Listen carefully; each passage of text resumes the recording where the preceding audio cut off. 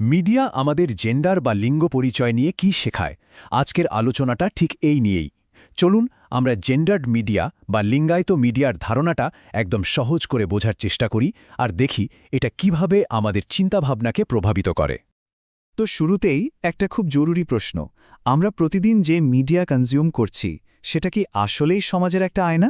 নাকি এই মিডিয়াই আসলে আমাদের সমাজটা কেমন হবে তা তৈরি করে দিচ্ছে?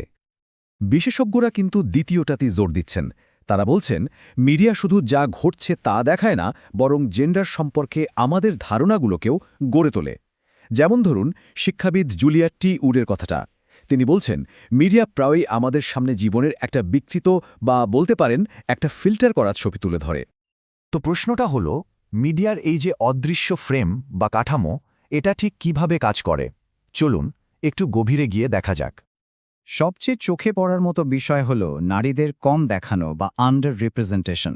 দেখুন, গ্লোবাল মিডিয়া মনিটরিং প্রজেক্টের ডেটা কি বলছে। বিশ্বজুড়ে নিউজে পুরুষদের দেখানো হয় প্রায় ৭৬%, আর নারীদের মাত্র ২৪%, মানে ৩ গুণেরও বেশি ব্যবধান। এর মাধ্যমে কিন্তু একটা পরোক্ষ বার্তা চলে যায় যে পুরুষরাই সমাজের মূল চালিকা শক্তি বা স্ট্যান্ডার্ড। আর এই ফারাকটা আরও অনেক বড় হয়ে যায় যখন আমরা এক্সপার্ট বা বিশেষজ্ঞদের মতামতের কথা বলি। ভাবা যায় নিউজে ইন্টারভিউ দেওয়া বিশেষজ্ঞদের মধ্যে মাত্র ২০% নারী। এর ফলে কি হয়, একটা ধারণা তৈরি হয়ে যায় যে গুরুত্বপূর্ণ বিষয়ে মতামত দেওয়ার জন্য পুরুষরাই বুঝি বেশি যোগ্য। নারীদের কম দেখানো বা আন্ডার রিপ্রেজেন্টেশন তো গেল একটা দিক। এরকম আরও কয়েকটা প্যাটার্ন আছে যা আমরা মিডিয়াতে খেয়াল করলেই ধরতে পারব। শুধু যে নারীরা কম উপস্থিত থাকেন তাই নয়, মিডিয়া প্রায় কিছু গদবাঁধা ধারণা মানে স্টিরিওটাইপ ব্যবহার করে। প্রথাগত যে জেন্ডার রোলগুলো আছে সেগুলোকে আরও শক্তিশালী করে। আর আছে জেন্ডার ভিত্তিক মার্কেটিং, মানে নির্দিষ্ট লিঙ্গের জন্য নির্দিষ্ট পণ্য প্রচার করা। এই সব কিছু মিলিয়েই জেন্ডার সম্পর্কে আমাদের ধারণা তৈরি হয়। এই গদবাঁধা ধারণাগুলো যে কতটা বিপজ্জনক হতে পারে তার একটা উদাহরণ হল যৌন সহিংসতা নিয়ে রিপোর্টিং। অনেক সময় এমন ভাষা ব্যবহার করা হয় যা অপরাধের দায়টা অপরাধীর চেয়ে ভুক্তভোগীর ওপর বেশি চাপিয়ে দেয়। যেমন ধরুন ধর্ষিতা শব্দটা। এই একটা শব্দই যেন ভুক্তভোগীর একমাত্র পরিচয় হয়ে দাঁড়ায়, যা তার মর্যাদাকে চরমভাবে ক্ষুণ্ণ করে। এর বদলে ভুক্তভোগী বা সার্ভাইভার শব্দটা অনেক বেশি সম্মানজনক। মিডিয়াতে এই প্রথাগত ভূমিকার উদাহরণ কিন্তু বহু পুরনো। যেমন ধরুন ১৯৫০ সালের ক্লাসিক চলচ্চিত্র আকিরা কুরোসাওয়ার রোশোমন। এখানে একমাত্র নারী চরিত্রটিকে দেখানো হয়েছে অসহায়, যার নিজের কোনো বয়ান নেই। পুরো গল্পটাই এগিয়েছে পুরুষদের দৃষ্টিকোণ থেকে। এটাকে বলা হয় মেল গেজ, মানে পুরুষের চোখ দিয়ে নারীকে দেখা, যেখানে নারী শুধুই একটা দেখার বস্তু। তবে আশার কথা হল, ইদানিং মিডিয়া এই প্রথাগত ধারণাকে চ্যালেঞ্জও করছে। যেমন বাংলালিংকের একটা বিজ্ঞাপন ছিল, যেটা যে রাধে সে চুলো বাঁধে, এই প্রবাদটার পেছনের চাপটাকে প্রশ্ন করেছিল। বিজ্ঞাপনটা খুব সুন্দরভাবে দেখিয়েছে যে একজন নারীকে একই সাথে কাজ এবং সংসার দুই জায়গাতেই নিখুঁত হওয়ার জন্য কি অকল্পনীয় চাপ সহ্য করতে হয়। আর জেন্ডার মার্কেটিংয়ের কথা বললে তো বার্বি ডলের নাম আসবেই। কয়েক দশক ধরে এই একটা পুতুলি যেন নারীত্বের সংজ্ঞা ঠিক করে দিয়েছে, এক ধরনের অবাস্তব সৌন্দর্যের স্ট্যান্ডার্ড। তবে মজার ব্যাপার হলো ২০২৩ সালের যে বার্বি মুভিটা এলো, সেটা কিন্তু এই পুরো ধারণাটাকেই দারুণভাবে প্রশ্নবিদ্ধ করেছে। তো মিডিয়ার এই প্যাটার্নগুলো শুধু সিনেমা বা বিজ্ঞাপনের মধ্যেই আটকে থাকে না, আমাদের বাস্তব জীবনেও এর প্রভাব কিন্তু বিশাল। শিক্ষাবিদ জুলিয়া টি উড যেমনটা বলছিলেন, এর সবচেয়ে ভয়াবহ একটা দিক হল মিডিয়া আমাদের নিজেদের শরীরকেই একটা সমস্যা হিসেবে ভাবতে শেখায়।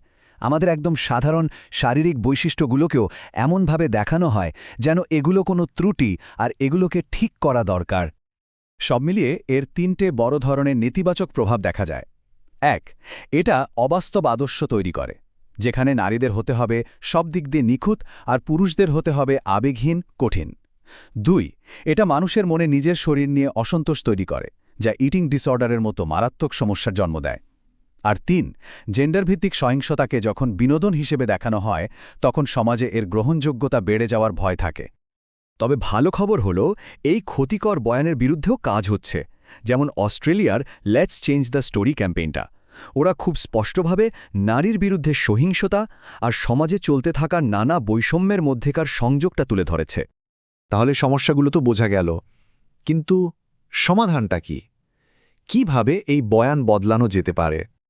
এর জন্য মূলত দুটো পথে কাজ করতে হবে। প্রথমত, কন্টেন্ট বদলাতে হবে। এমন মিডিয়া তৈরি করতে হবে যা এই গতবাঁধা ধারণাগুলোকে চ্যালেঞ্জ করে। আর দ্বিতীয়ত, কর্মক্ষেত্রের পরিবেশ বদলাতে হবে। মানে ক্যামেরার পেছনে, নিউজ রুমে, সিদ্ধান্ত নেওয়ার জায়গায় সবখানে বৈষম্য দূর করতে হবে। এখন প্রশ্ন হল, এই জেন্ডার রূপান্তরকামী কন্টেন্ট বা জেন্ডার ট্রান্সফরমেটিভ কন্টেন্ট আসলে কি?